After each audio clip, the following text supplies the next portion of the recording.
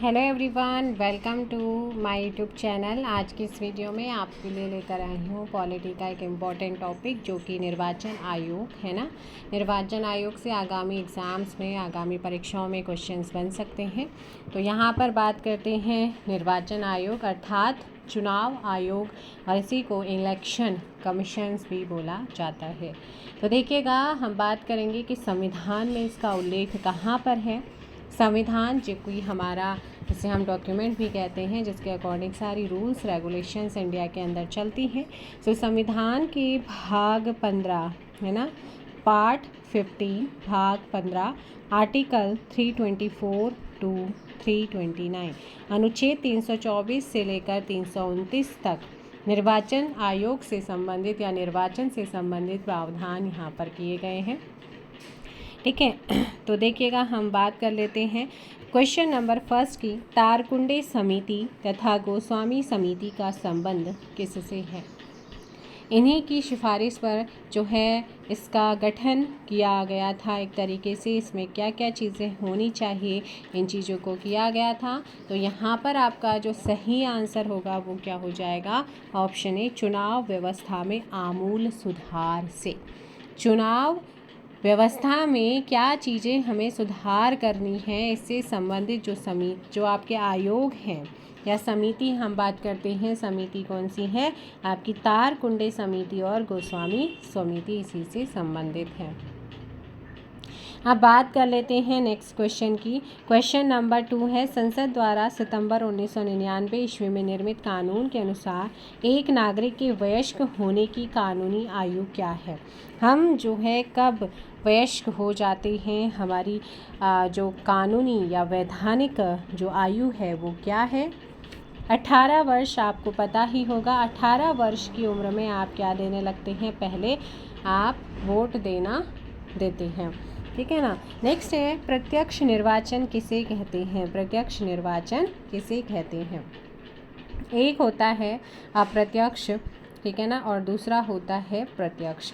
देखिएगा, प्रत्यक्ष निर्वाचन किसे कहते हैं? अगर हम इसकी बात करते हैं, किसी जनता द्वारा स्वयं अपना प्रतिनिधि चुनना। एज एग्जाम्पल प्रधानमंत्री है ना, तो लोकसभा, ठीक है, लोकसभा के अभी जैसे इलेक्शंस हुए हैं तो उसमें हम लोगों ने डायरेक्ट अपना अपना प्रतिनिधित्व लोकसभा क्षेत्र से हमने चुनाव दिया। उसके बाद उसी लोकसभा से ही एक कैंडिडेट क्या होता है? पीएम चुने जाते हैं। जैसे कि प्रधानमंत्री नरेंद्र मोदी जी को तीसरी बार फिर से देश का प्रधानमंत्री बनाया जाना निश्चित हुआ है। और अप्रत्यक्ष की बात करते हैं। अब यहाँ पे लोकसभा इलेक्शन में हमने डायरेक्ट वोट दिया, लेकिन जैसे राज्यसभा, उपराष्ट्रपति, राष्ट्रपति, इनके जो इलेक्शंस होते हैं उसमें हमारे द्वारा चुने गए जो प्रतिनिधि होते हैं वो वहाँ पे वोट डालते हैं। तो वो क्या हो गया? अप्रत्यक्ष। कहीं ना कहीं हमने उनको भेजा, उन्होंने वहाँ पे चुनाव किया, है ना, वोट डाला। किसी निर्वाचन के दौरान किसी राजनीतिक दल के उम्मीदवार की मृत्यु हो जाने की स्थिति में कितने दिनों के अंदर दूसरा प्रत्याशी खड़ा करना आवश्यक है? तो यहाँ पर सही आंसर होगा क्वेश्चन नंबर 4 का ऑप्शन सी, 7 दिन। क्या हो जाएगा? 7 दिन। भारत की निर्वाचन पद्धति निम्न में से किस देश की निर्वाचन पद्धति के अनुरूप है? भारत की निर्वाचन पद्धति इन निम्न में से किस देश की निर्वाचन पद्धति के अनुरूप है? तो ये है ब्रिटेन की तरह।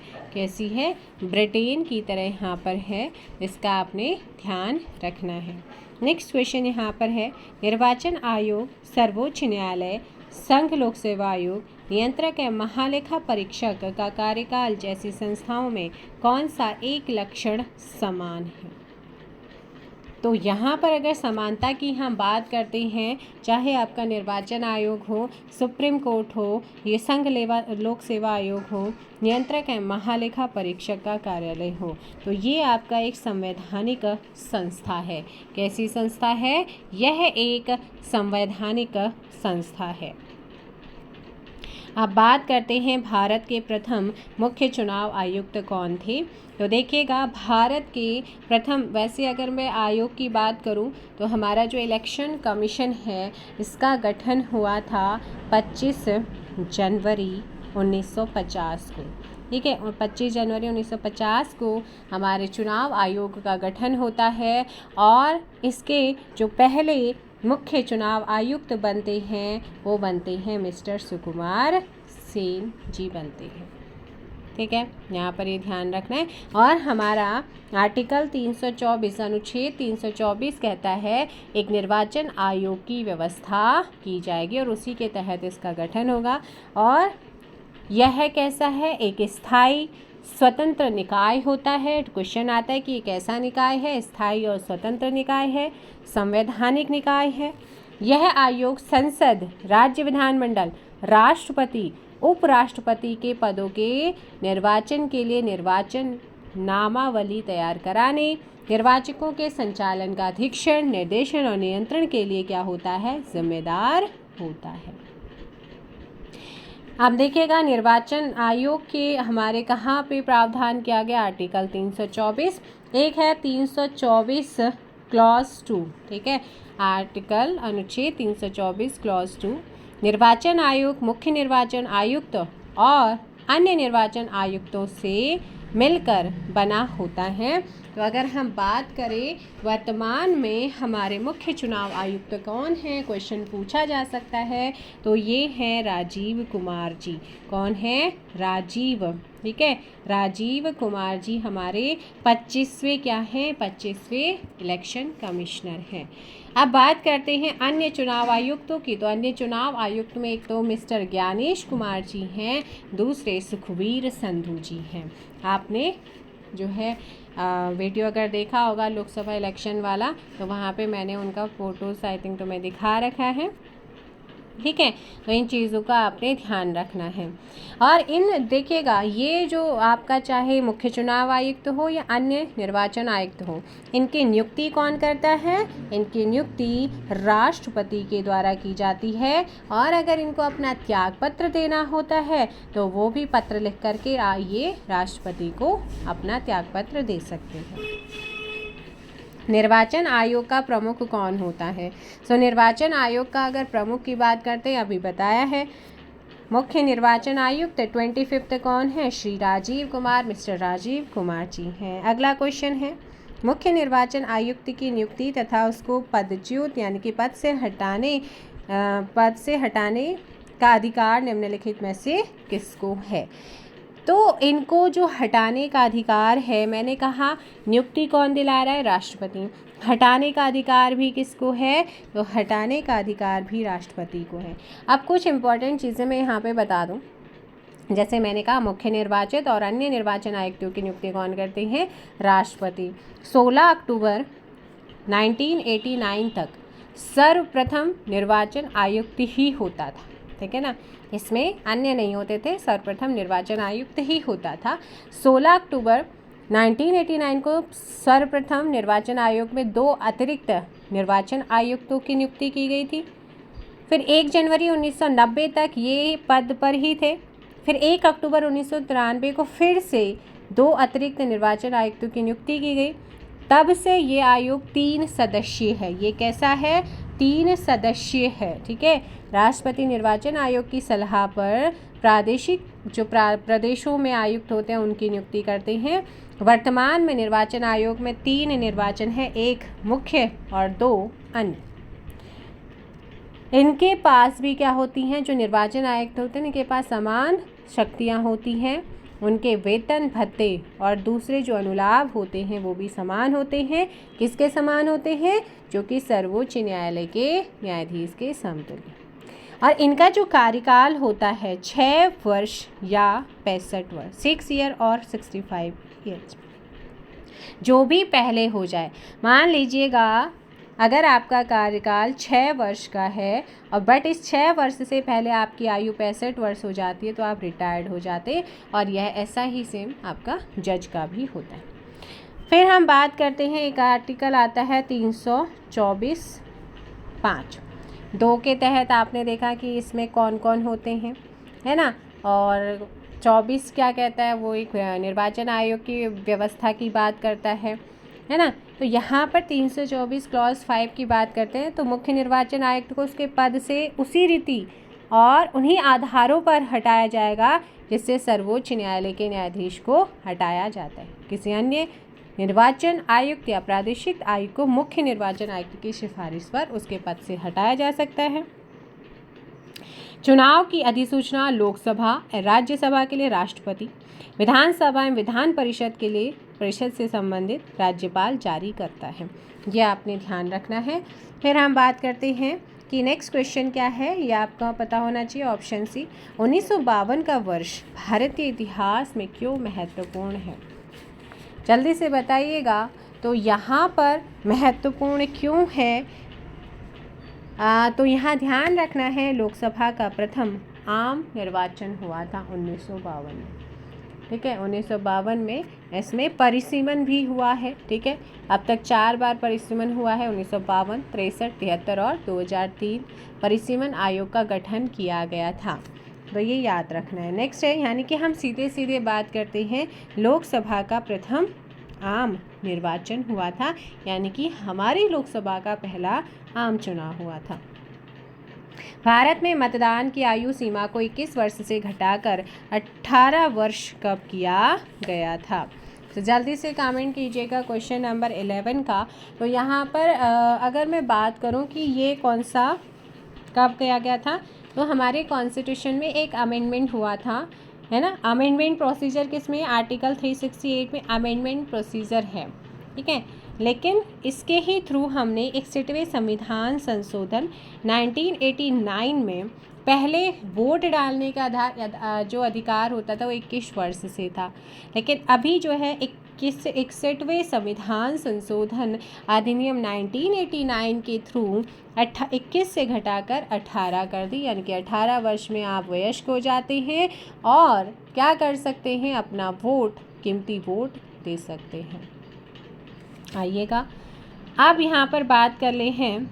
अब ये जो वयस्क मताधिकार की बात की गई है, 326 अनुच्छेद 326 के तहत वयस्क मताधिकार का प्रावधान है। और भारत में अगर हम मत दे रहे हैं, हम अपना वोट दे रहे हैं, तो वोट देने का अधिकार हमारा कैसा अधिकार है? वैधानिक अधिकार है। कैसा है? वैधानिक। ठीक है, और जन प्रतिनिधित्व अधिनियम 1951 के तहत भारत में मताधिकार और निर्वाचित होने का अधिकार मिलता है। सो नेक्स्ट क्वेश्चन आइएगा, देखते हैं यहाँ पर। तो आंसर हो जाएगा बी, भारत के विभिन्न राजनीतिक दलों को राष्ट्रीय या क्षेत्रीय दल का दर्जा देने का अधिकार किसको है? तो हमारी वर्तमान में जो नेशनल पार्टीज हैं वो हैं टोटल 6। ठीक है, लेकिन यहाँ पर ये अधिकार किसे है कि वो उस पार्टी को राष्ट्रीय और क्षेत्रीय दल का दर्जा दे? तो ये आपका आंसर हो जाएगा ऑप्शन सी, चुनाव आयोग को होता है। किसे होता है? चुनाव आयोग, आपने ध्यान रखना है। अगला है, भारतीय संविधान के किस अनुच्छेद में निर्वाचन आयोग का उल्लेख है? वो कौन सा अनुच्छेद है जो ये कहता है कि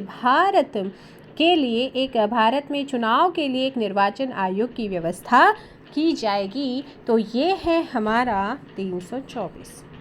124 आर्टिकल जो है ना, ये बहुत इम्पॉर्टेंट है क्योंकि ये सर्वोच्च न्यायालय से रिलेटेड है, सुप्रीम कोर्ट से संबंधित है। सुप्रीम कोर्ट के बारे में यहाँ पर प्रावधान है। निम्नलिखित में से कौन भारत के 24वें मुख्य चुनाव आयुक्त थे हो जाएगा, क्योंकि वर्तमान में 25वें हैं, तो 24वें थे हमारे यहाँ पे सुशील चंद्रा। आंसर होगा सी, लेकिन क्वेश्चन मैं चेंज कर रही हूँ। निम्नलिखित में से कौन भारत के 25वें मुख्य चुनाव आयुक्त हैं? सुनील अरोड़ा जी को हटाकर राजीव कुमार मैंने ऑप्शन में कर दिया। आंसर हो जाएगा राजीव कुमार।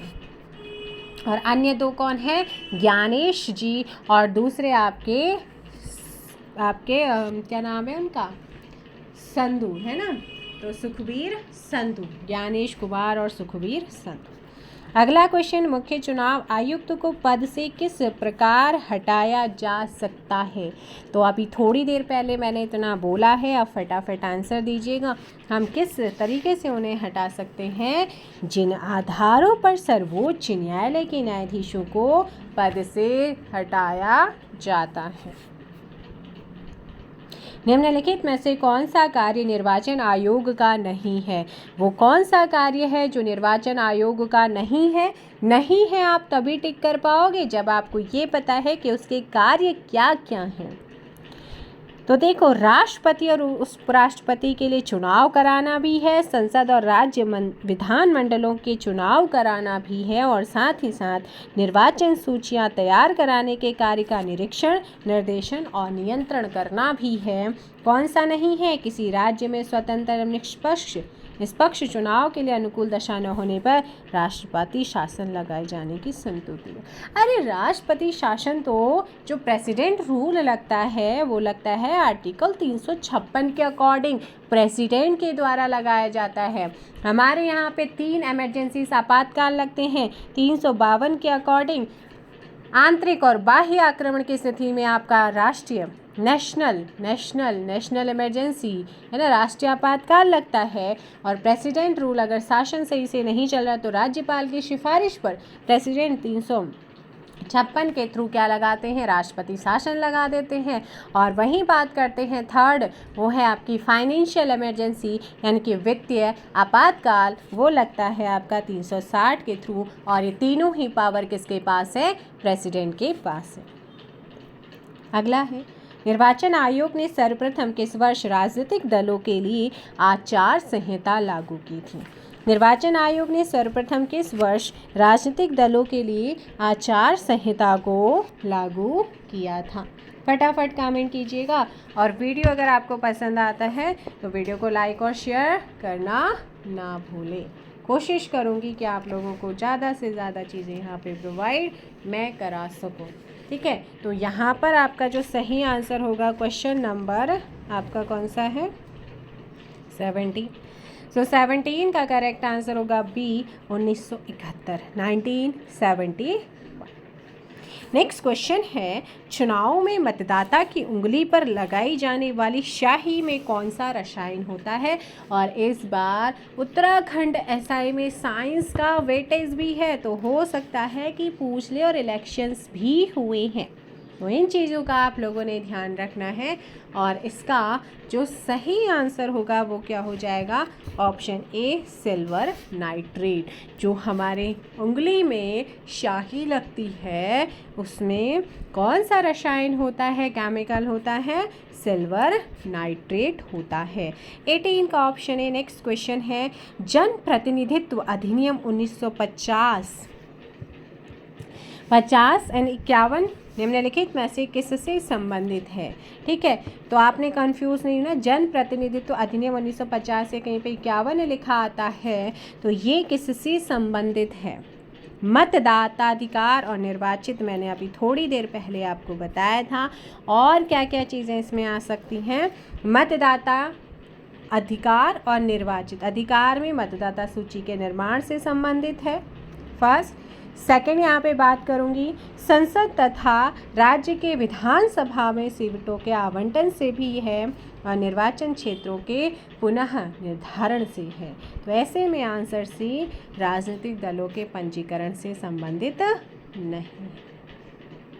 अगला क्वेश्चन, मतदाताओं के पंजीयन का उत्तरदायित्व ना, मतदाताओं के पंजीयन का उत्तरदायित्व किस पर होता है? तो ये किसका काम है? वे उनका रजिस्ट्रेशन पंजीकरण कराना, तो ये है निर्वाचन आयोग पर। किसका उत्तरदायित्व है? ये निर्वाचन। अब बात कर लेते हैं नेक्स्ट, निम्नलिखित में से किन समितियों ने निर्वाचन सुधारों पर रिपोर्ट प्रस्तुत की? किन सुधारों पर निर्वाचन जो है सुधारों पर रिपोर्ट प्रस्तुत की है? अभी थोड़ी देर पहले बताया भी था। तो यहाँ पर आपका जो सही आंसर होगा वो हो जाएगा दिनेश गोस्वामी समिति, तारकुंडे समिति, और साथ में इंद्रजीत बलवंत राय मेहता समूह त्रिस्तरीय पंचायती राज से संबंधित है। तो यहाँ पर ऑप्शन क्या हो जाएगा? सी, इंद्रजीत गुप्ता समिति, तारकुंडे समिति और दिनेश गोस्वामी समिति। अच्छा, कहीं पर ऊपर आपने पढ़ा था परिसीमन आयोग है ना, डिक्लिमिनेशन से बोला जाता है।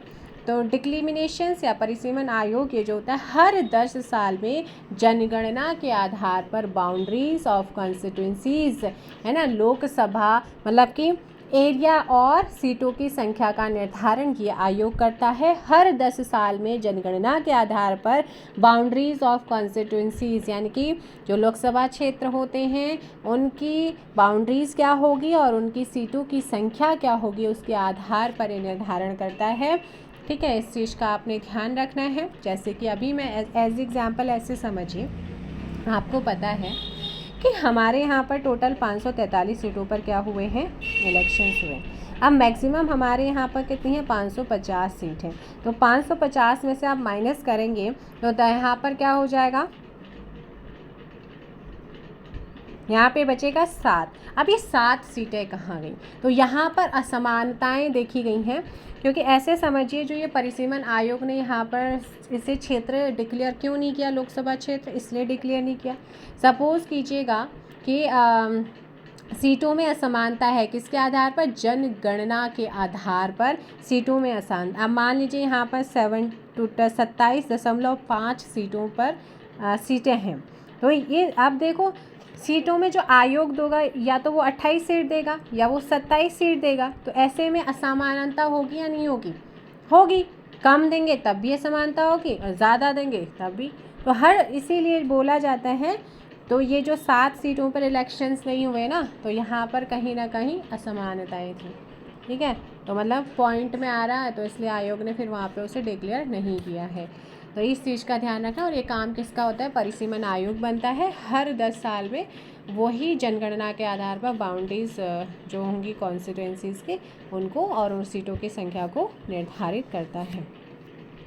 तो ये तो मैंने परिसीमन के बारे में बताया था। अगला क्वेश्चन है, भारत में निम्नलिखित में से किन चुनाव में मतदाता उपयुक्त में से कोई नहीं नोटा विकल्प का प्रयोग कर सकता है। और इस बार तो भाई कमाल हो गया है, ऐसा पहली बार हुआ है कि इंदौर जो सीट है ना, वो सीट क्या हुई है, नोटा, है ना, नोटा के लिए फेमस हुई है इंदौर की सीट। तो ध्यान रखना है यहाँ पर आप लोगों ने, कौन सी सीट है नोटा, सबसे ज़्यादा नोटा के जो हुआ है वो आपका हुआ है कौन सी सीट पे, आपका ये वाला इंदौर सीट में। हाँ, तो इसका आंसर दीजिएगा, विकल्प का प्रयोग कर सकता है। तो 22 का क्या आंसर होगा, जल्दी से कमेंट कीजिएगा। ऑप्शन एक तो लोकसभा में और दूसरा राज्य विधानसभाओं में। ठीक है, चुनावी मतदाता उपयुक्त में से कोई नोटा विकल्प का प्रयोग कर सकता है, कोई नहीं। ऊपर में से जो भी होंगे कोई नहीं, उसे बोलते हैं NOTA, none of the above. तो उसका यूज़ आपका यहाँ पर हो जाएगा। एक तो लोकसभा में होता है और राज्य विधानसभाओं में इसका उपयोग किया जा सकता है। ठीक है, नेक्स्ट यहाँ पर मैं अगर बात कर दूँ तो यहाँ पर आपका मैंने क्या बोला, सबसे अधिक वोटों से जीते हैं शंकर लालवानी इंदौर से। ठीक है ना, तो ये तो वहाँ से जीते हैं, लेकिन इंदौर में ही नोटा का भी यहाँ पर सबसे ज़्यादा, यहाँ पर नोटा का कहाँ यूज़ हुआ, यहीं पर हुआ इंदौर में। सो नेक्स्ट यहाँ पर क्वेश्चन की बात करते हैं, राजनीतिक दलों के विषय में निम्नलिखित में से कौन सा कथन सही नहीं है। सो कौन सा कथन सही नहीं है, सो ध्यान दीजिएगा, राजनीतिक दल चुनाव में भाग लेते हैं, सही। ये जनमत निर्माण में महत्वपूर्ण भूमिका निभाते हैं, बिल्कुल सही। ये सरकार की नीतियों और कार्यक्रमों को जनता के समक्ष रखते हैं, ये भी सही। ये केवल अपने सदस्यों के हित में कार्य करते हैं, क्या ऐसा है, जी नहीं, ऑप्शन डी। भारत में निर्वाचन के संदर्भ में VVPAT का सही पूरा शब्द रूप निम्नलिखित में से कौन सा है। तो यहाँ पर है आपका voter verifiable paper audit trail. Option क्या हो जाएगा, सी। क्या हो जाएगा, सी। परिसीमन आयोग का अध्यक्ष कौन होता है, तो परिसीमन आयोग का जो अध्यक्ष होगा वो होता है मुख्य चुनाव आयुक्त। तो मुख्य चुनाव आयुक्त जो है यही सीटों का निर्धारण करते हैं जनसंख्या के आधार पर, है ना। तो नेक्स्ट आपका है लास्ट क्वेश्चन, अन्य निर्वाचन आयुक्त अपना त्यागपत्र किसे देते हैं। तो ये अपना जो त्यागपत्र देंगे वो राष्ट्रपति को ही देते हैं, उन्हीं के द्वारा नियुक्ति होती है। तो यहाँ पर हम निर्वाचन आयोग की बात कर रहे हैं, तो आप लोगों ने कुछ चीज़ों को ध्यान रखना है ना। तो निर्वाचन आयोग ने इस बार जो चुनाव कराए थे वो 7 चरणों में कराए थे। ठीक है, और 18वें लोकसभा इलेक्शन की घोषणा तारीख इन्होंने घोषणा कब करी थी, 16 मार्च ठीक है। 2024 को इन्होंने निर्वाचन आयोग ने घोषणा करी थी लोकसभा इलेक्शन की। ये 7 फेजेस में चरण होना है। फर्स्ट चरण 19 अप्रैल और आखिरी चरण 1 जून, रिजल्ट आया था 4 जून। शपथ समारोह होने वाला है कल। बाकी स्टोरी मैंने बता दी है यहाँ पर। और 543 सीटों पे ये इलेक्शन हुआ था। 272 सीटें किसके लिए चाहिए थी? पूर्ण बहुमत के लिए, जो किसी के पास पे नहीं आई हैं, है ना। और इस बार जो टर्न आउट रहा है, कितना परसेंट इलेक्शन पड़ा है, चुनाव हुए इस बार 2024 में 66.33, और लास्ट 2019 में जो टर्न आउट रहा था वो था 67.40%, यानी कि पिछले से 1.07 यहाँ पर वोटिंग कम हुई है। ठीक है। 2 पार्टियाँ थी, एक है इंडिया, है ना, एनडीए की बात करते हैं, national democratic alliance, founded in 1998, BJP plus सहयोगी दल है। और बीजेपी को जो गए हैं 36.5% वोट, यानी कि लगभग की बात करते हैं 23.5 करोड़ वोट इनको पड़े थे, और सबसे बड़ा दल बन करके निकला है। सेकंड इसमें जो दल है वो है आपका आईएनसी, इंडियन नेशनल हम बात करते हैं इसमें गठबंधन है तो इंडिया, दोनों में ही गठबंधन था, बता दिया मैंने। अलायंस मतलब गठबंधन होता है, Indian national development inclusive alliance. ठीक है। ये इसका जो गठन हुआ है वो 17 जुलाई 2023 को हुआ। कांग्रेस और उनके सहयोगी दल हैं। लेकिन इसमें जो कांग्रेस की बात करते हैं तो कांग्रेस को इस बार वोट पड़े हैं 21.2%, यानी कि 99 करोड़ वोट इनको पड़े हैं। तो ये दूसरी पर एक तरीके से हम बोल सकते हैं दूसरा दल यहाँ पे रहा है। ठीक है। सो इस तरीके से आपने ध्यान रखना है। बाकी जो सूरत सीट थी, ठीक है, सूरत निर्वाचन जो थी वो निर्विरोध सीट जीती गई थी, क्योंकि उनके खिलाफ कोई उठा ही नहीं था, और ये बीजेपी के नेता थे मुकेश दलाल जी, तो ये निर्विरोध यहाँ से जीते। आपसे क्वेश्चन इस बार पूछा जा सकता है। इस बार जो वोट पड़ा है वो 64.2 करोड़, यानी कि 642 मिलियन ने चुनाव में भाग लिया था, जिनमें से केवल अकेली 31.2 करोड़, यानी कि लगभग 312 मिलियन महिलाओं ने इसमें वोटिंग डाली थी। यह महिलाओं की सबसे अधिक भागीदारी वाला चुनाव रहा है 2024 का। ठीक है। तो इसके अलावा जो आपका ये करंट वाली चीज़ें हैं मैं आप लोगों को बताती रहूँगी। और हाँ, इलेक्शन आयोग ने ना इस बार 27 ऐप एंड पोर्टल लॉन्च किए थे इलेक्शंस में सुधार लाने के लिए। ठीक है। 18 लोग, जैसे कि myth versus reality register portal. Myth versus reality register portal क्या था? गलत सूचनाओं के, जो गलत सूचनाएं होती हैं उनके प्रसार को रोकने के लिए। एक था KYC portal, know your candidate, आप अपने एरिया के कैंडिडेट के बारे में जान सकते थे। एक है VHA application, voter help app, यानी कि मतदान केंद्र की डिटेल्स आप वहाँ पे देख सकते थे। एक था सुविधा पोर्टल, कैंडिडेट को नॉमिनेशन और मीटिंग की परमिशन हेतु सुविधा पोर्टल को लॉन्च किया गया था। तो ये कुछ निर्वाचन आयोग के में अभी रिसेंटली क्या क्या चीज़ें इन्होंने करी हैं, ये कुछ इंपॉर्टेंट चीज़ें मैंने आपको बताई। परिसीमन आयोग क्या होता है वो भी बताया है, जो बाकी रिमेनिंग 7 सीटें थी वो भी बताया है। एक चीज़ और बताना चाहूँगी कि जैसे कि यहाँ पर हमारा जो आर्टिकल 81 है वो बोलता है 552 सदस्य होंगे, लेकिन वर्तमान में 550 है, क्योंकि 104वें संविधान संशोधन 2019 के द्वारा जो एंग्लो इंडियन लोकसभा और विधानसभा में जो एक एंग्लो इंडियन होता था उसे समाप्त कर दिया है, तो अभी 550 है।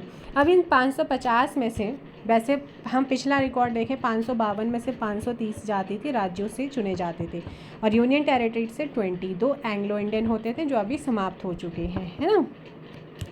तो अब इनमें करंट में वर्तमान में इनकी संख्या क्या है?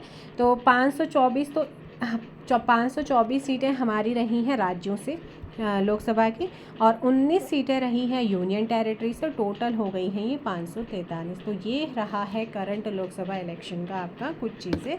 और सीटों का आवंटन जो भी होता है, सीटें जो अलॉट होती हैं वो राज्य और केंद्र शासित प्रदेशों की पॉपुलेशन के आधार पर होता है। तो सबसे ज़्यादा लोकसभा सीट यूपी में है, फिर महाराष्ट्र में है, यूपी में 80 हैं, महाराष्ट्र में 48 हैं, फिर वेस्ट बंगाल में आपका कितनी है जल्दी बताओ? 42 हैं, फिर 4th नंबर पर बिहार में 40 हैं, 5th पर तमिलनाडु 39 है। और अगर मैं बात करती हूँ यूनियन टेरिटरीज़ में ना, तो यूनियन टेरिट केंद्र शासित प्रदेश में सबसे ज़्यादा लोकसभा सीट 7 दिल्ली सीट, जहाँ पे बीजेपी जीती है। फिर उसके बाद जम्मू एंड कश्मीर में 5 हैं। उसके बाद दमन एंड दीव दादरा नगर हवेली से 2, बाकी आप जो भी आपकी बची हुई हैं उनमें 1-1 है।